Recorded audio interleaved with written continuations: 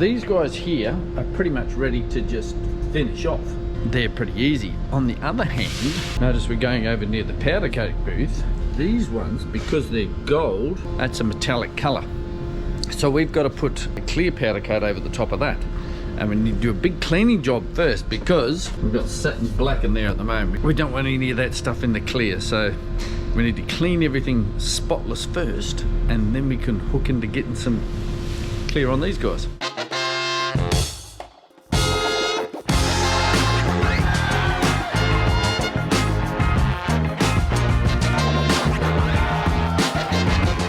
Okay, we've just finished powder coating those. Just put them in the oven. We're just waiting for the temperature to come up. Give them about probably 20 minutes or so to get that metal temperature up, and then they should be done. I cooked them out overnight with the timer, so they were good to go first thing this morning, and it is 7:25 in the morning. I've had coffee, it's okay. So while we're waiting for the other ones to cook and keeping a very close eye on that temperature over there, I thought we might hook in and finish these guys off. We need to clean up the lips, we need to put seats in there, we need to put the bolts in, we need to put valves in.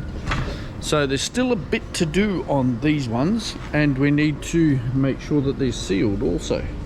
So we need to put the seal on them as well. Lost my polish. Found it. See, this stuff's really good. It's got a wax in it as well. Every set of wheels that we ever did with Barrel Brothers went out with at least a layer of this on it. Going through the oven process will bake any junk that's on the lip, will bake it into the metal itself. So we have to polish that all back out. It's my time to get the stuff out of the oven. The Technos have just come out of the oven. I wanted to give you a little before and after of what the clear does. Okay, so that's a before. As you see, it's gold, it's not too bad. It's a bit dull. But if we wander over here, and these are like 200 degrees still, so they're freaking hot. Look at that. Isn't that awesome? Look at that. Really just makes that colour pop, you know? That looks fantastic. Now what I was going to say before my timer so rudely went off is that at this point, anything that you put on the lips, and you've got two choices, you can't put like clear coat on it because it's got nothing to lock into. It'll just peel straight back off again. Oh yes you can. No you can't. We tried it. You can't. Everybody's tried it. It won't stay on a polished surface. So you've got two choices. You can anodize them or you can clear powder coat them, which I'm attempting to do with the others. Hasn't come out super perfect. Now the idea was, before we sort of went to shut them down, this place down, we were experimenting with clear coating the lips. It's a tricky sort of a thing. Anything that you put on there will make them dull. So if you want that super shine, you're going to have to look after them with products like this. Okay, that's what it provides, a coating and it keeps it shiny.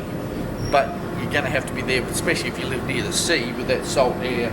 That's going to really hook into them. But they need to be looked after. If you have the things that really kill them are things like track days, because you've got that hot brake dust burning itself into the surface, and just basically leaving brake dust and gunk on them, or leaving them wet, especially if you've got some negative camber, because it's going to sit in those, water's going to sit in there.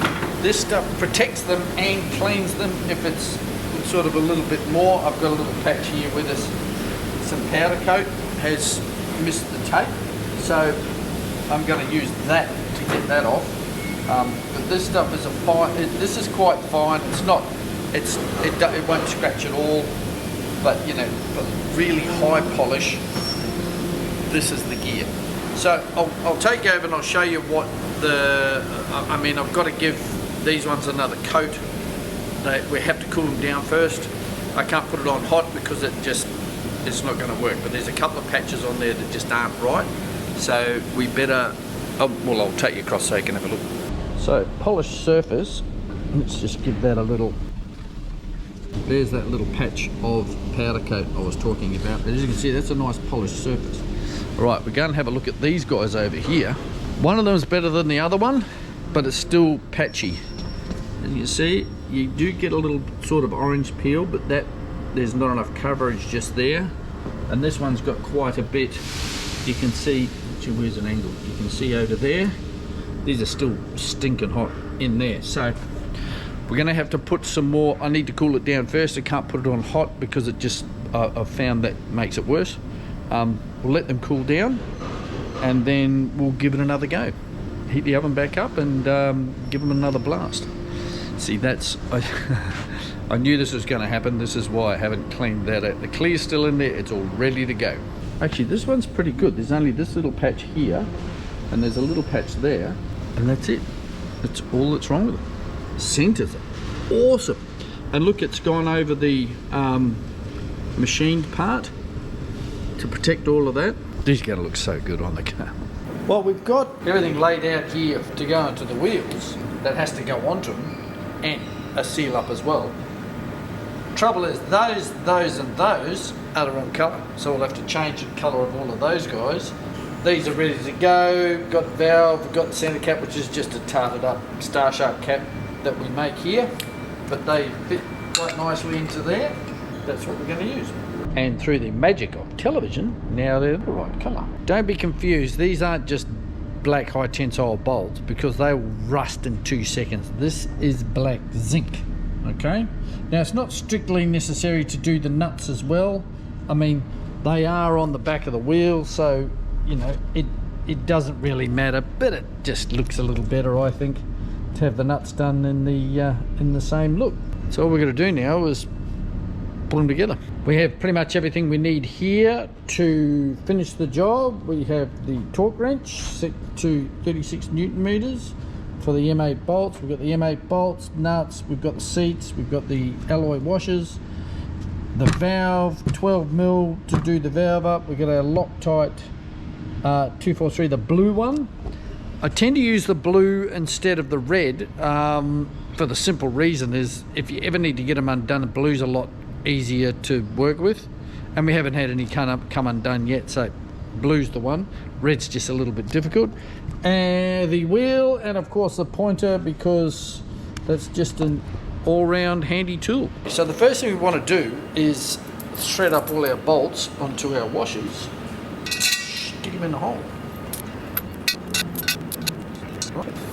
Now we go around the back with our Loctite, put a little dab on each one. Don't need much, just enough for it to run around the whole thread. You keep the stuff in the fridge too, makes it easier to work with. Right, a nut on each one. The other thing about the blue is it gives you a little bit of time, which is exactly what we want, to tighten them up from the other side. Now, because these were welded up with bolts in them, it doesn't really matter that much about a pattern that you do them up. If you're doing a proper 3-piece wheel that isn't welded, you need to do it in a star pattern. Like you do up your wheel nuts on your car, okay? You can't start on one side and go all the way around. These ones, because they're welded here, it doesn't really matter.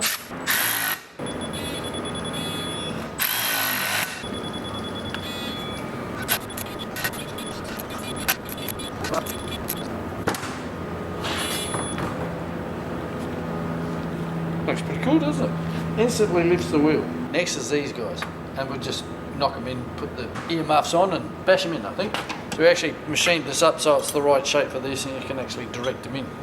But because these have had these type in them already, that spline there is already in the wheel, so it's basically just line it up with that and knock them in. If I give it a little turn, you can usually feel it lock in.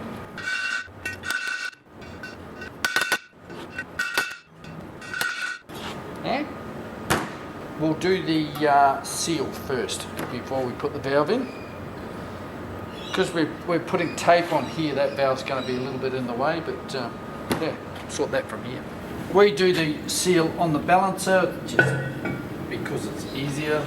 Bit of electrical tape on there. It's easy to make the seal look professional. Let's whack a bit of electrical tape on it first.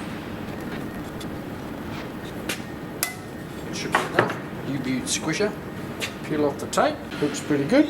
Okay, back on the assembly bench. That seal, okay, if you're doing 3-piece wheels, 2-piece wheels don't need it obviously, but 3-piece wheels, the seal always goes on last, okay? Don't slaz it all up and then try and bolt it together with it squishing out everywhere. Like if you've got a lip and barrel in a shape like this, you put slaz across the top, the air pressure will, because it's the shape of a wedge, will push it in and seal it up better. Okay, you get what I mean? Now, The other thing about seals is, don't put a tyre on this for 24 hours. Okay? How this stuff goes off is the volatiles come out. Okay, and they dissipate and it sets, which is great. But if you put a tyre on there, the volatiles can't come out. So guess what it doesn't do? It doesn't set. Okay? We had a few times over the years where and in the end, we just didn't give people the wheels. But we give them their wheels, you know, it's blah, blah, blah, blah, blah. Oh, this wheel leaks. All right, did you leave it for 12 to 24 hours? Yeah, I did that, yeah. And you get it and you can see that it's just pushed through. Found a thin part and just pushed through. It can't do that if the seal's gone off. It just can't. So leave it for 12, 24. Just twiddle your thumbs. Be patient. You know, I've got to have it this weekend, and it's Friday afternoon, and you know they're going to go straight. No, don't do it. Okay, let the seal go. Now all we've got to do is put a valve in it. Careful not to touch our wet seal, and put the centre cap on. She's done. When you put your valves in these rubbers, you want a bit of a squish on it. You don't want to tighten it up until it's. You don't want to tighten it all the way up. You want the rubber to do a bit of work, and the best way to do that is you get it so your rubber's got, like the side of that rubber there is bulge, okay, not squished. Squished is only going to make things worse, and that squish is usually, so when you put the second nut on, is about half to one thread hanging out. Job done. Completed wheel. Almost completed. I've still got to do the sizes, you know, size sticker on the back. It looks good, doesn't it? While I'm thinking about it, the seal itself, the silicone you use, just a good quality roof and gutter will do the job. It doesn't have to be super special, but not like we've had wheels come in with window putty on them and all sorts of garbage. This is the stuff that will do the job. There you go. Parfix roof and gutter silicone sealant. We use a grey just because it looks a bit better, goes with the wheels. Suitable use on roofs, gutters, metal, aluminium. There you go. So you've just finished your wheel. What do you do with it? Well, you don't lean on it because your seal's still wet. But sitting down here, this is from experience. Sitting down here on the bench, some clumsy oaf could come and knock it on the floor, or what we do is and they'll get covered in dust and crap and whatever. Or we actually take it upstairs into the shop. It's nice and clean up there, and then, you know, no mishaps can befall it. You know, we've got a forklift driving through the place. Somebody could drive a forklift over it. And never tell a customer your wheels are ready before they're 100% ready. You always go, oh yeah, but you finish your Savi, you pick it up, and then some dumbass drops it and the forklift runs it over, and wait until it's completely finished and you've gone clear, done, then you tell the customer, good to go. That's them done then. Basically all we need now is the glamour shots, which I'll do probably tomorrow morning. We've done the sizes, measured them up, and put the stickers on them. See, it's not straight now, and my OC is going, damn it. See, I've knocked that one out too. OC is such a terrible thing to have. That's pretty good. I'm not going to measure it. Don't even think about it, Mark. With the measuring up of the wheels and whatnot, there's no point in me showing that. You know, I've seen it 100 times. A whole video of how to do it right here. Tomorrow morning, we'll take them down, smash out the glamour shots, and they're done. Where's the technos, you're asking? Well, the thing about the technos is it'll be in the next episode that we do on these wheel builds, because I may have screwed them up. Well, a pair of them anyway. Next episode, look for Mark, you screwed up the technos. Thanks for watching, and we'll see you next time. Stay tuned for the glamour shots. Since I've ripped off the front bumper, these are pretty much the same size as the A3As, where I can't put a wider tyre on to lift the front of the car, so looks like they're up for sale.